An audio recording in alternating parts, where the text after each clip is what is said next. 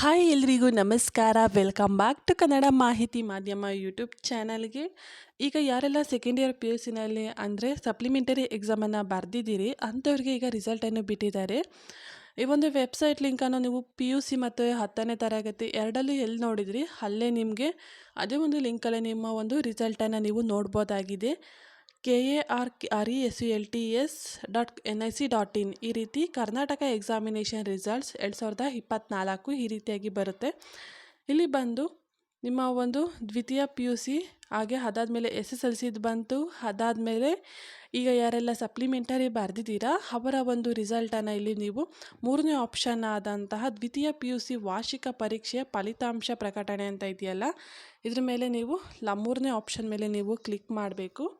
ಹಾಗೆ ನಿಮಗೆ ಈ ರೀತಿಯಾಗಿ ಇಂಟರ್ಫೇಸ್ ಬರುತ್ತೆ. ಇಲ್ಲಿ ನಿಮ್ಮ ಒಂದು ರಿಜಿಸ್ಟರ್ ನಂಬರನ್ನು ಹಾಕಿ ನೀವಿಲ್ಲಿ ಸಬ್ಜೆಕ್ಟ್ ಅಂತ ಹೇಳಿದ್ರೆ ನಿಮ್ಮ ಒಂದು ಸೈನ್ಸ್, ಆರ್ಟ್ಸ್, ಕಾಮರ್ಸ್ ಯಾವುದಾಗಿರ್ಬೋದು ಅದನ್ನು ನೀವು ಸೆಲೆಕ್ಟ್ ಮಾಡಿಕೊಂಡು ನೀವು ಸಬ್ಮಿಟ್ ಕೊಟ್ಟರೆ ನಿಮ್ಮ ಒಂದು ರಿಸಲ್ಟನ್ನು ನೀವು ಇಲ್ಲಿ ನೋಡ್ಬೋದಾಗಿತ್ತು. ಈ ರೀತಿಯಾಗಿ ಯಾರೆಲ್ಲ ಸಪ್ಲಿಮೆಂಟರಿ ಎಕ್ಸಾಮನ್ನು ಬರ್ತಿದ್ದೀರಾ ಅವರು ಇಲ್ಲಿ ನಿಮ್ಮ ಒಂದು ರಿಸಲ್ಟನ್ನು ನೋಡ್ಬೋದು. ಈ ಒಂದು ಇನ್ಫಾರ್ಮೇಷನ್ ನಿಮಗೆ ಇಷ್ಟ ಆದರೆ ಈ ವಿಡಿಯೋ ಲೈಕ್ ಮಾಡಿ, ಶೇರ್ ಮಾಡಿ, ಕಮೆಂಟ್ ಮಾಡಿ, ಹಾಗೆ ನನ್ನ ಯೂಟ್ಯೂಬ್ ಚಾನಲ್ ಸಬ್ಸ್ಕ್ರೈಬ್ ಮಾಡಿ. Thank you for watching my YouTube channel.